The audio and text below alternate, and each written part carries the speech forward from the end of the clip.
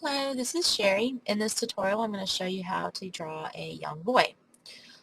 So start by drawing it's not quite an oval, but it's not really a circle, kind of a mix between the two, and that's going to be your face.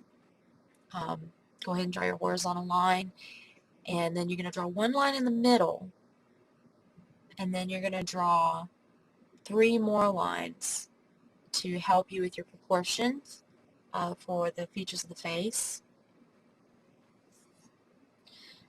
And the purpose of this tutorial is not only to teach how to draw a face per se, but how to start a drawing using proper proportions. So the top line here is the eyebrow line. That's where the top of your eyebrows go. The next line down is where you draw the eyes. They're going to be directly below your eyebrows. They look like a couple of lemon wedges or apple slices. Next line is the nose. Just a simple semicircle there for that, and then the mouth, which is, I'm just drawing a straight line with a couple of little the corners drawn in, and then a little semicircle for the lip. The ears, the top of the ear is going to line up with the eyebrow, and the bottom of the ear will line up with the bottom of the nose. And I'm just making those marks on my paper as little reminders, so I know where to draw them. And I'm just drawing in a couple of simple shapes for the ears to mark them in. So now that I've got my foundation in place, here's where I'm going to start making definitions, like, say, outlining the face and putting in the neck to help give this head a connection to a body. Um, and so now I don't need these defining lines anymore. I'm going to erase them.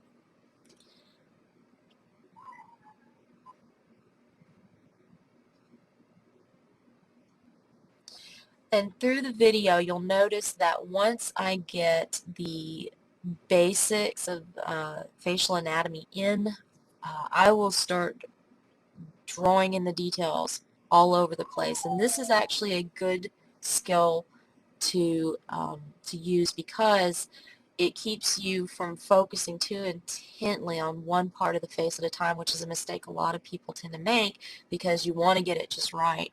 When in fact, when that happens, is you end up looking at it for so long, and you may do something that puts the proportions out of whack, or you don't like it. So it's important to gradually build up the face together, instead of just focusing on one part and filling it in detail by detail. So next I'm going to draw the eyes and redefine the shape of the eye for the little boy. And I do apologize that the lines that I was just erasing didn't come off all the way. The pencil I'm using is pretty heavy, so really important when you draw, don't draw too heavy. The reason why I'm using this pencil is so you guys can see what I'm doing. Otherwise, it'll just get washed out in the video recording. So as you can see, I just did the nose. I drew in a couple of nostrils, um, and then the exterior of the nostrils, and a little kind of a bulbous suggestion of the nose, because our nose is a little rounded on the ends.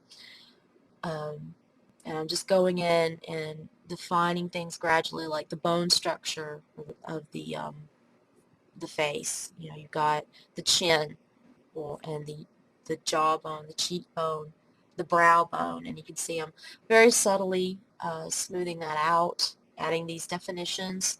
When you're drawing children, the details are going to be rounder and smoother and softer than, say, an adult. And the ears there, I'm just drawing in a couple of lines there to define the inner ear. Next, this is the hairline, or I should say the bangs of the little boy. When you're drawing hair, don't think of it as several thousand strands of hair. Just think of it as a object of its own. So I'm just drawing it like this is a cap on the boy's head.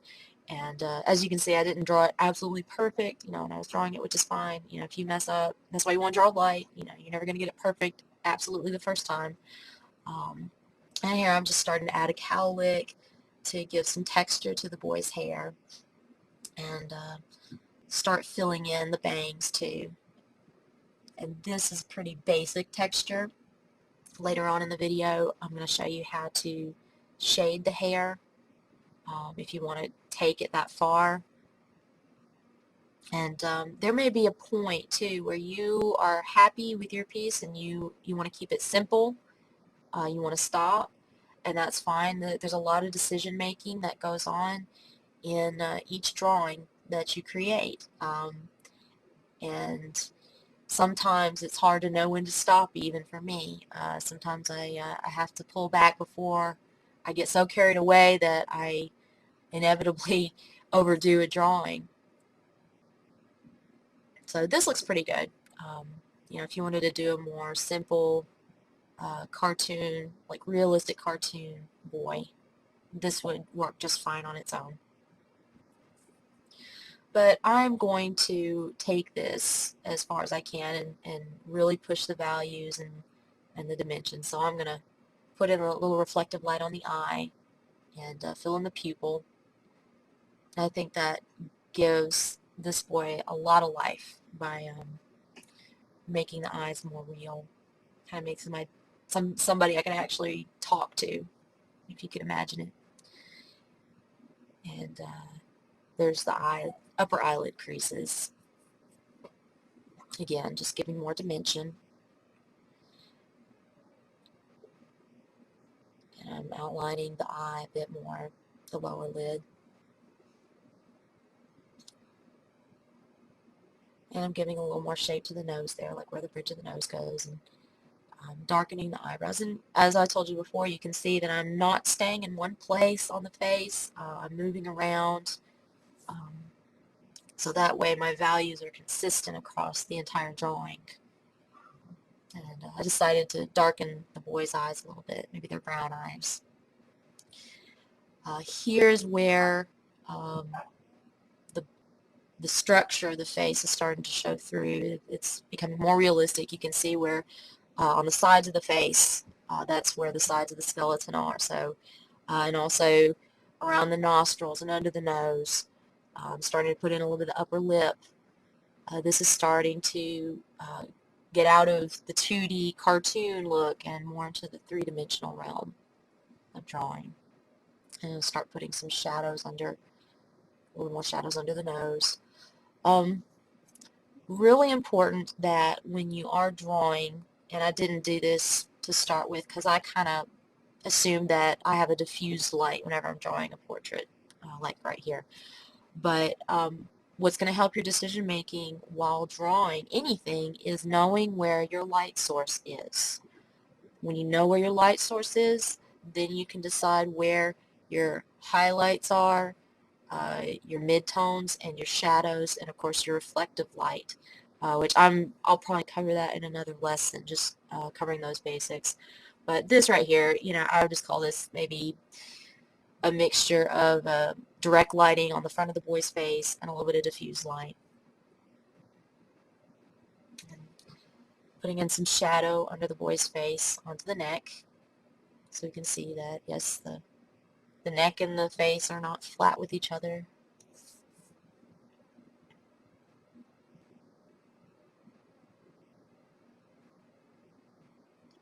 And here I'm just putting a little shadow on the ends of the hair so it looks like it's curved a bit more.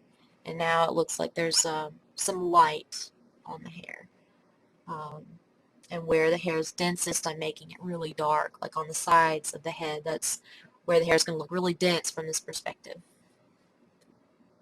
And I like this young man's shaggy hairstyle, so I'm going to really push that look by adding some layers of shaggy hair.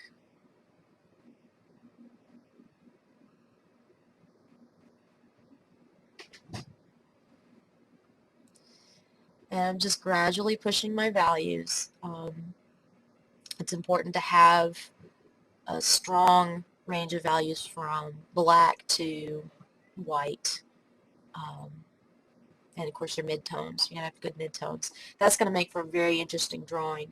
When I was younger, I used to not push my values, and they made for really uninteresting drawings. So do push your values, even if you make mistakes. You know, if you do an area too hard, you're still going to make a very interesting illustration or drawing that way.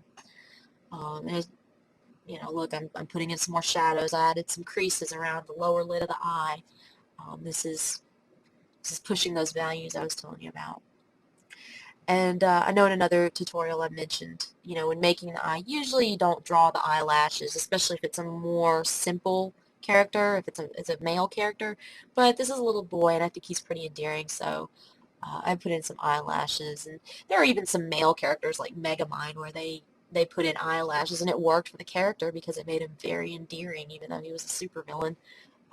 The whole point was to get the audience to fall in love with him, and it worked. So eyelashes do work for masculine characters as well. You got to know what you want to do with that character. If you want people to like them or if you want people to despise them. That's another thing in determining what details to put in a drawing. Are you doing this for realism or are you making a character? So I'm just pushing my values. It's all gradual. You can see I put in the shadows of the cheekbones, and I'm pushing those shadows some more with the brow bones and the forehead. And this is kind of a pleasant experience after a while. Once you get to this pattern, get used to it, it can be kind of fun. You don't have to think as hard about it. You can just keep practicing, which is why I like drawing faces a lot. Putting some dimension on the eyeball so it looks a little bit more spherical and it doesn't look so flat.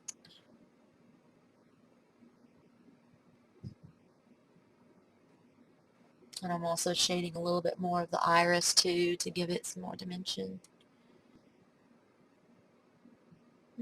Just touching up here and there. And I've found that method works really well for me. If you find a different method, that's, explore it.